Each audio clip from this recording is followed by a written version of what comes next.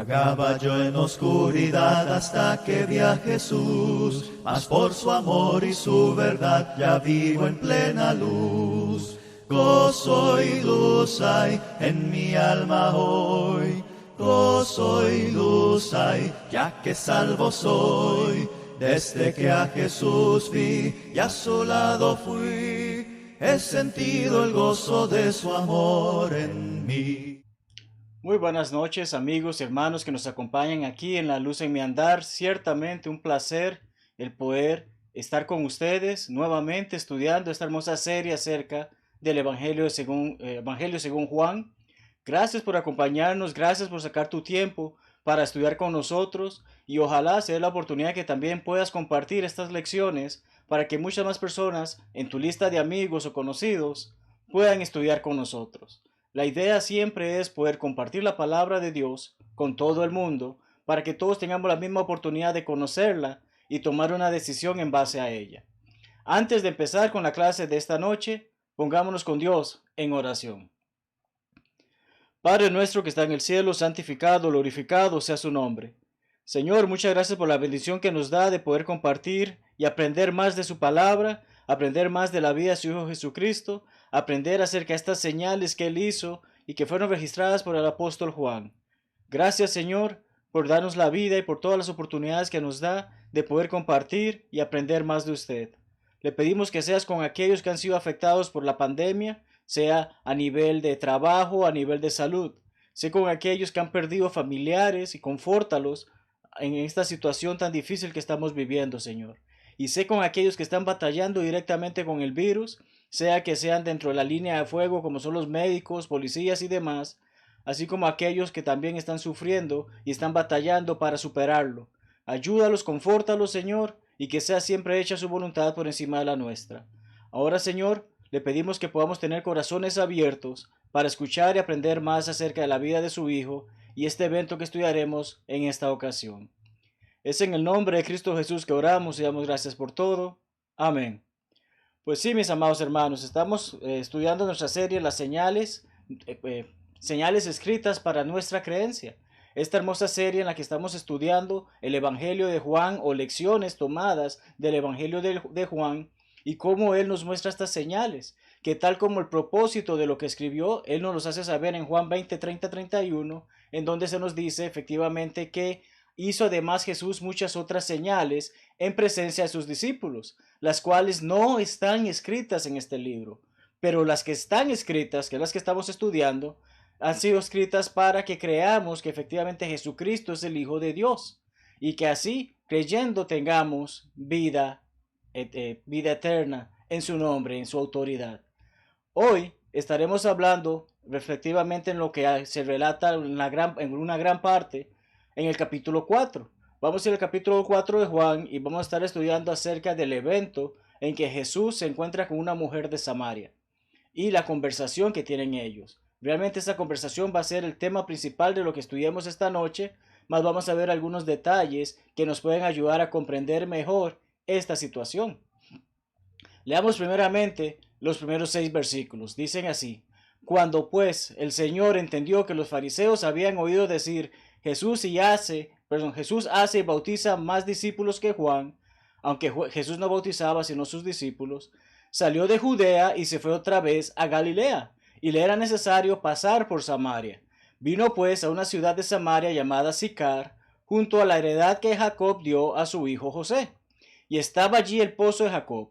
Entonces Jesús, cansado del camino, se sentó así junto al pozo.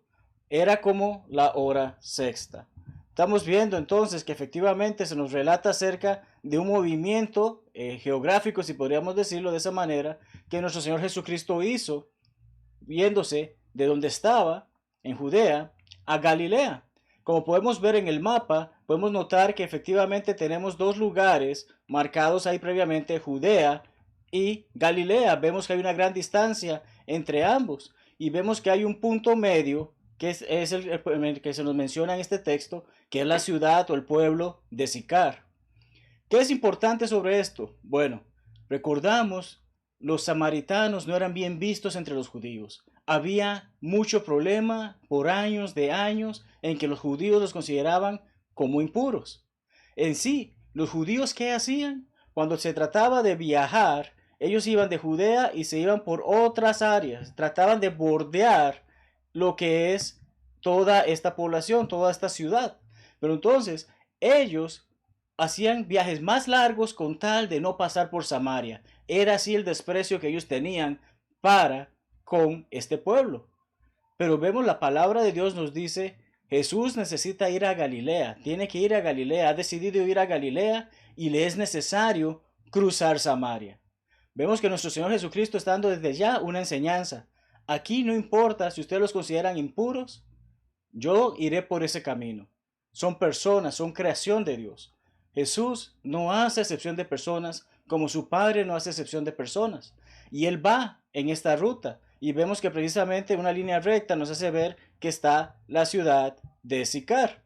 Entonces, cuando continuamos aquí, perdonen, cuando problemas con el proyecto, okay. Pasan a Sicar, van hacia esa ciudad, y disculpen el pequeño interrupción que tuve allí, pero van a Samaria o llegan a este lugar de Samaria. Y como está mencionando, Samaria tiene puntos que necesitamos analizar. Samaria, en primer lugar, significa, o su nombre es Torre de Vigía. Era un punto que tenía importancia en la historia de los judíos. Había sido una tierra comprada y nombrada por Omri, de acuerdo que leemos en Primera de Reyes 16, 24 al 25. Samaritanos, israelitas del reino del norte, así se les denomina, de acuerdo a lo que leemos en el libro de Segunda de Reyes 17, 24 al 41. Y les dejo eso de tarea para que lo lean.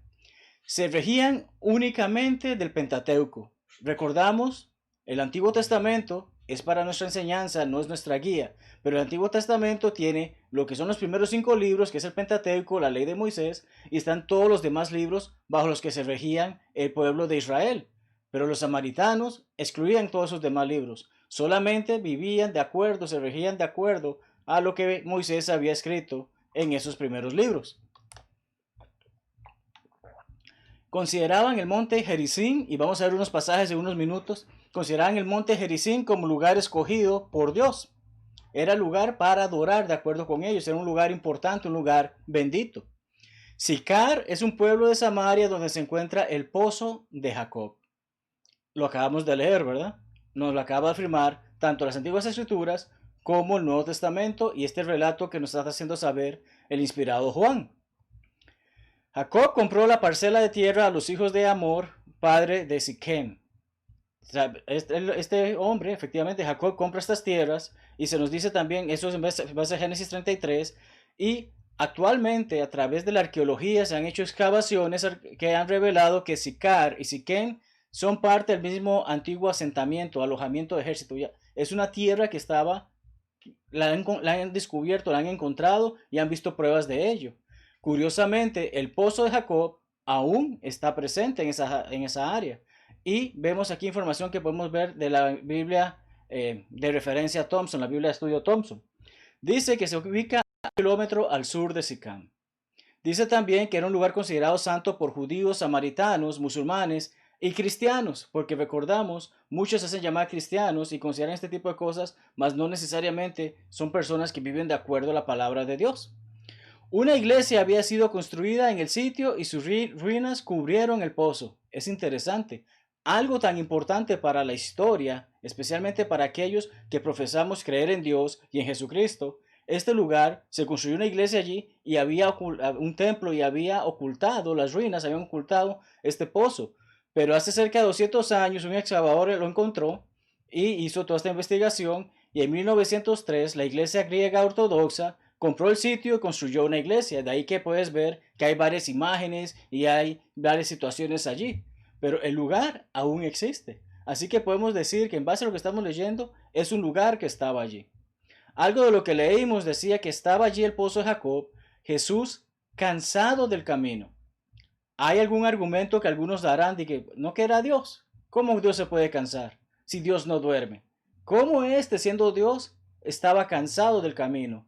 ¿Realmente estaba Jesús cansado? Voy a dejar que nuestro hermano Wayne Jackson sea el que describa esto en base a un artículo que él escribió y que da respuesta a esta pregunta. Precisamente un artículo que escribió acerca de Jesús y la mujer samaritana. ¿Estaba Jesús cansado? No debemos apresurarnos por esta frase.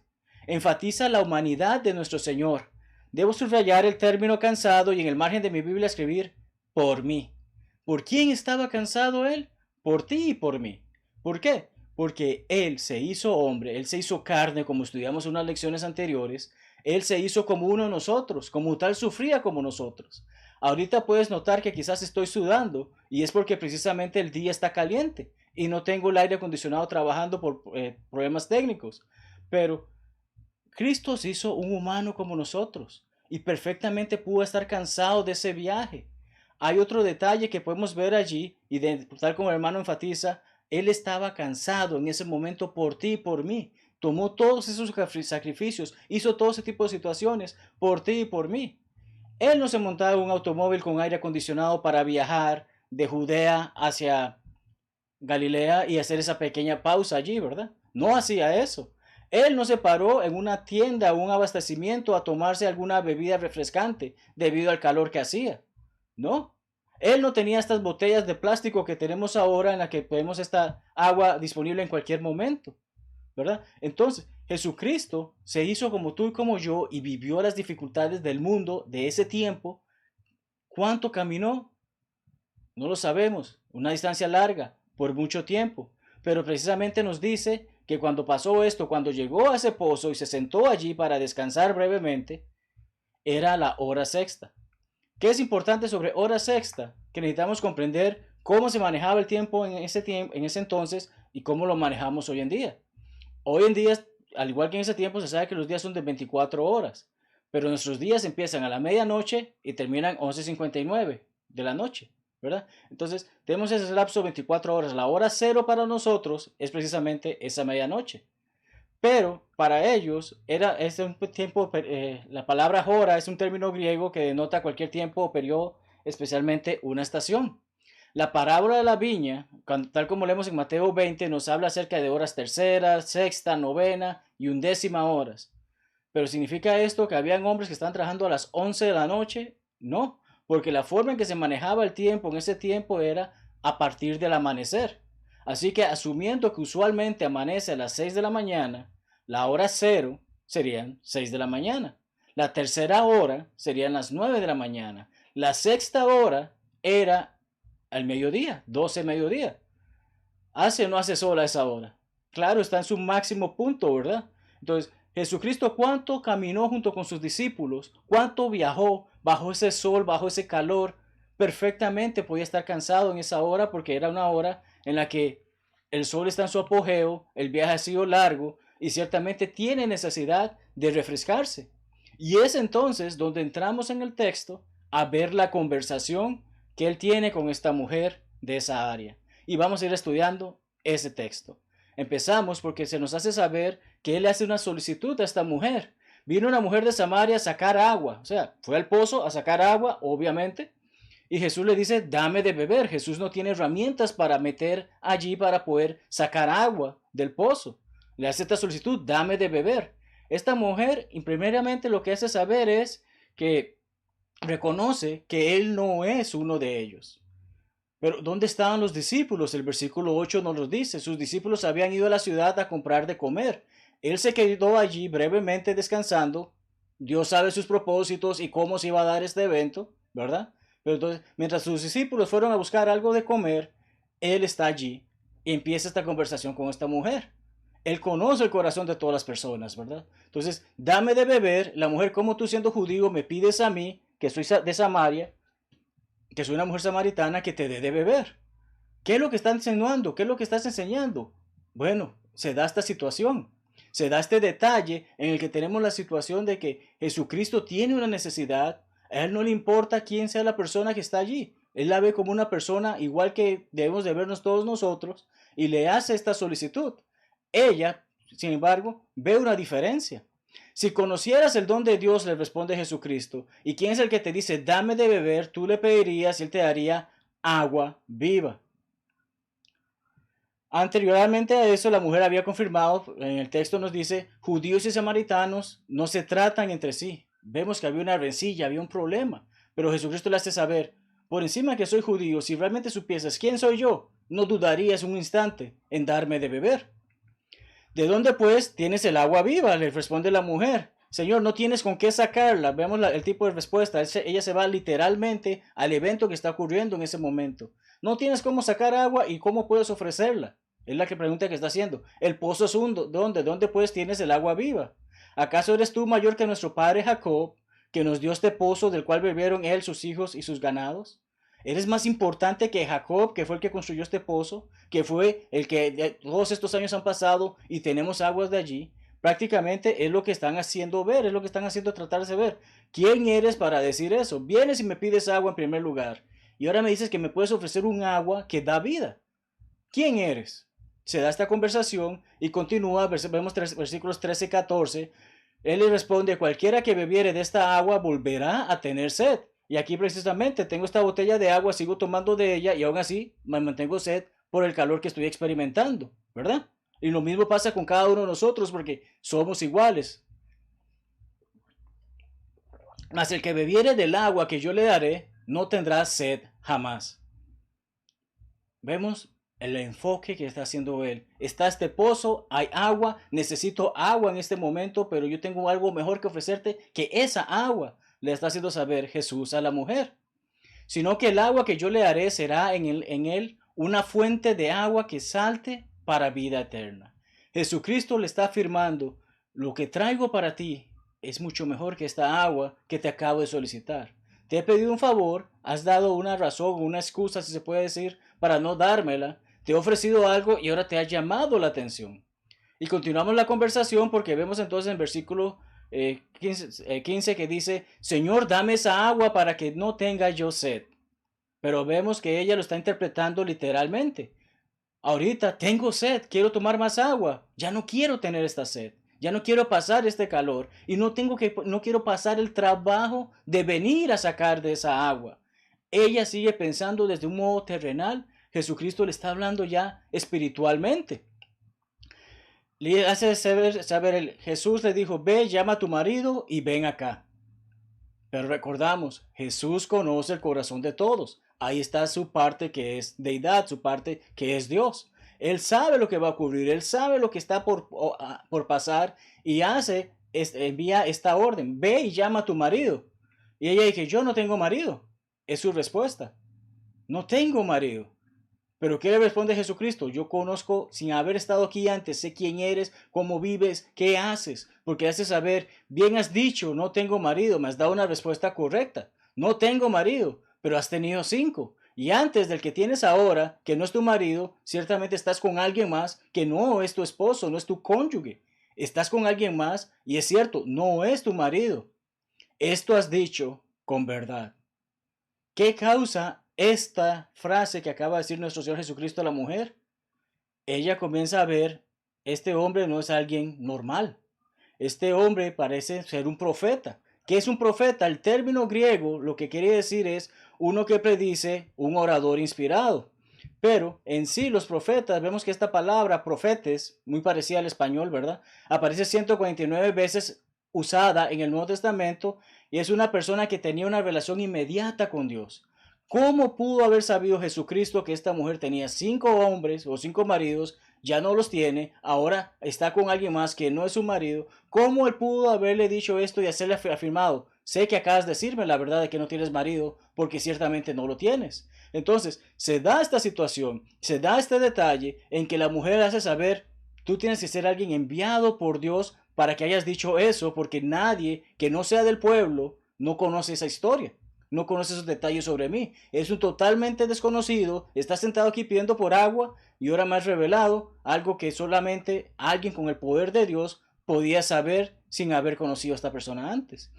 Nuestros padres adoraron, dice en el versículo 20, nuestros padres adoraron en este monte y vosotros decís que en Jerusalén es el lugar donde se debe adorar. Ya aquí ella está cambiando la conversación de algo terrenal como era la necesidad de tomar agua a algo espiritual o de la fe. ¿Por qué? porque ella está comprendiendo, nuestros padres, nuestra cultura, nuestras tradiciones nos han enseñado, aquí tenemos un lugar santo. Pero ustedes, los de allá de Jerusalén, dicen que es allá donde hay un lugar santo. Entonces se da esta conversación y viene este detalle. ¿Por qué dice ella esto del monte? Estudiamos anteriormente que ellos solamente creían en el Pentateuco, ¿verdad? Y el Deuteronomio es uno de los libros del Pentateuco. En el Deuteronomio leemos claramente como se dice que iba a haber bendición sobre el monte Gerizim, ese monte del que se está refiriendo la mujer de Samaria. Y luego en ese mismo libro se dice que estos estarán sobre el monte Gerizim para bendecir al pueblo. Había un monte para bendición, otro para maldición. Este monte es importante para ellos en base a lo que tenían entendido, en base a lo que habían aprendido, en base a sus costumbres y tradiciones. Este monte es importante para darle honra a Dios.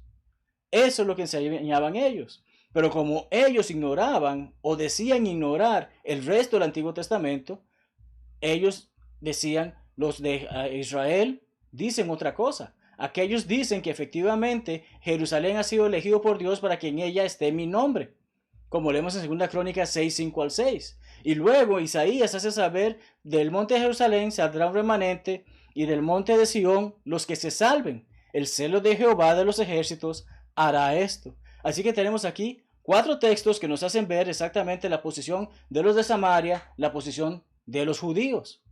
Pero Jesucristo viene y le va a aclarar lo que es importante para toda la humanidad. Aquí no se trata si eres samaritano, aquí no se trata si eres judío. Aquí se trata del plan de Dios y te lo vengo a revelar en este momento. No importa si adoras en Gerizim, no importa si adoras en Jerusalén. Dios busca personas que le adoren verdaderamente. Y eso es lo que le revela, y eso es sumamente importante para nosotros hoy en día. Porque precisamente tenemos ese tipo de texto. Mujer, créeme que la hora viene cuando ni en este monte ni en Jerusalén adoraréis al Padre. Le está haciendo saber, el lugar realmente no es importante. Ahorita es importante en base a lo que han aprendido, pero vengo a revelarles algo mucho más importante. Vosotros adoráis lo que no sabéis, nosotros adoremos lo que sabemos, porque la salvación viene de los judíos. Jesucristo le acaba de afirmar que el Mesías, ese hombre que había sido prometido, que iba a traer salvación, que iba a traer redención, viene de los judíos, no de los samaritanos. Le acaba de hacer saber eso. Y continúa y le dice, mas la hora viene y ahora es cuando los verdaderos adoradores adorarán al Padre en espíritu y en verdad. Porque también el Padre tales adoradores busca que le adoren. Porque Dios es espíritu y los que le adoran en espíritu y en verdad es necesario que adoren. Vemos la importancia que está haciendo Jesucristo.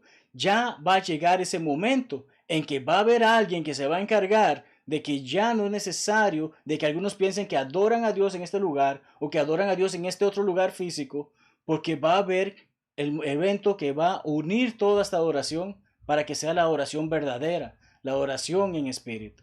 Entonces, en base a esto, deseo compartirte lo que mi amigo Robert Taylor en su comentario sobre este libro nos hace saber.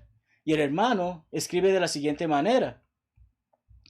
La precisión estaba en la esquina judía de la controversia, ¿cierto? Como acabo de decir, o como acabamos de hablar, Jesús, el Mesías, iba a venir de los israelitas, iba a venir en base a todo lo que las escrituras enseñan. Ese Mesías iba a venir de ese lado, no de Samaria. El plan de Jehová de los tiempos estaba siendo resuelto por medio de los judíos, no de los samaritanos. En un futuro no muy lejano, los verdaderos adoradores adorarán a Dios, que es el objeto correcto de adoración, en espíritu, sinceridad de alma e impulsado por deseos propios, y en verdad, en santa armonía con la enseñanza bíblica. ¿Ves? Espíritu es tener la actitud correcta, y en verdad es hacerlo en base a lo que ha sido dado, ha sido revelado, ha sido ordenado, que es la palabra de Dios. El Padre busca y demanda tales en el camino de los fieles. Dios es un espíritu, no un ser físico, materialista, como muchos de nosotros quizás seamos. La adoración y el respeto debe ser dual. En espíritu controla el motivo propio, en verdad controla sus formas expresadas. Tengo la actitud correcta a la hora de adorar y sé cómo debo de adorar en base a la verdad que ha sido revelada. La adoración está regulada por Dios, no por el hombre. El hombre no puede decidir cómo adorar a Dios. Para adorar a Dios, el hombre debe seguir las instrucciones que Dios ha dado y ha revelado para que le adoremos como a Él le complace. Jesús inyectó un es necesario maravilloso en Juan 4:24. Aquellos que adoran a Dios, es necesario que le adoren en espíritu y en verdad. La adoración no es opcional para aquel que busca agradar a Dios y honrar a Cristo. Qué hermosas palabras, qué hermoso comentario por parte del hermano que nos ayuda a resumir esta idea o este concepto de la adoración en espíritu y en verdad. Cuán importante es que quien realmente quiere hacer la voluntad de Dios se va a aferrar a ella en base a lo que ella ha revelado y no en base a lo que le gusta o le llama la atención. Entonces, volvemos a nuestra conversación. Jesucristo le acaba de decir esto y ¿qué ocurre? Ella dice, sé que ha de venir el Mesías. Esto que acabas de decir me parece que está relacionado con el Mesías. Así que sé que ha de venir Él, el que llaman el Cristo. Y cuando Él venga nos declarará todo, nos hará saber todo lo que necesitamos saber. ¿Y qué le responde Jesucristo? Yo soy el que habla contigo. Esta es una conversación que Él está teniendo en privado con esta mujer. Sus discípulos no están siquiera cerca. Y Él le ha hecho saber, el Mesías soy yo. Ese que viene a declarar todas estas cosas, soy yo. Te estoy haciendo saber todo esto porque en primer lugar quiero que sepas que Dios no hace excepción de personas. Obviamente no lo estamos leyendo allí, pero cuando vemos la conversación en general y el evento que se está dando, eso es lo que le está mostrando a ella. Aquí no hay ningún otro judío alrededor para que venga a ofenderte o a menospreciarte, no. Aquí estamos tú y yo. Es lo que le hace Jesús a saber a esta mujer. Estamos tú y yo, estamos teniendo esta conversación y te acabo de revelar que va a haber un momento en que quienes adoran a Dios lo van a hacer en espíritu y en verdad, porque aprenden precisamente de quien Dios envió para hacerlo. Entonces, tenemos esta hermosa situación, esta hermosa conversación entre la mujer y Jesús. Pero ¿qué pasa después? Y con esto vamos a ir concluyendo nuestra lección de esta tarde o esta noche. ¿Qué pasa después? Vamos a verlo. Se nos dice en primer lugar que los discípulos llegaron sin preguntar por qué hablaba con ella. Quizás ya habían aprendido bastante de él en el camino o los días que tenían con él. Porque otro hubiese llegado, ¿qué haces perdiendo el tiempo con esa mujer si tú sabes que es una samaritana? Si tú sabes que es una impura. No, los discípulos no hacen ni una sola pregunta. Además, la mujer fue a buscar a los suyos. Jesucristo le dijo que fuera por su marido. No fue solamente por su marido, fue también por aquellos que conocían y les hace saber acerca de lo que este hombre ha hecho. Además, le hace saber le enseñó a los discípulos acerca de su comer, la siembra y la siega. Quiero que leamos versículos 34 y 35. Dicen de la siguiente manera, perdonen. Jesús les dice, acordémonos que ellos fueron a buscar por comida y él estaba junto a ese pozo. Ellos van, buscan comida, pero Jesucristo les responde para él qué es comida. Él le hace saber, mi comida es que haga la voluntad del que me envió y que acabe su obra. Él está haciendo lo que vino a hacer. Mientras ellos fueron a buscar comida y él brevemente descansaba, él siguió trabajando, porque le habló a una no judía acerca de lo que debía de hacer con respecto para ponerse en paz con Dios. ¿No decís vosotros, aún faltan 4 meses para que llegue la siega? He aquí os digo, alzad vuestros ojos y mirad los campos, porque ya están blancos para la siega. Jesucristo no estaba viendo un sembradío. Jesucristo estaba viendo almas y aprovechó ese momento en particular para hablarle a esa alma que se acercó y hacerle saber acerca de los planes de Dios. Y esa alma ciertamente fue y muchos llegaron a creer en lo que ella les dijo, pero cuando vinieron, y vamos a leer versículos 42 y 43, cuando vinieron, qué hermoso lo que nos revela la palabra escrita por Juan. Dice, decían a la mujer, ya no creemos solamente por tu dicho, porque nosotros mismos hemos oído y sabemos que verdaderamente este es el Salvador del mundo, el Cristo. Ellos llegaron a escucharlo y llegaron a creer en él. 2 días después, se nos hace saber que él se quedó con ellos 2 días después, salió de allí y fue a Galilea. Estos hombres le habían solicitado a nuestro Señor Jesucristo, quédate con nosotros, enséñanos más, ilústranos más acerca de eso que estás revelándonos. Pero, ¿qué hubiese hecho un judío? No pierdo el tiempo con esta gente impura.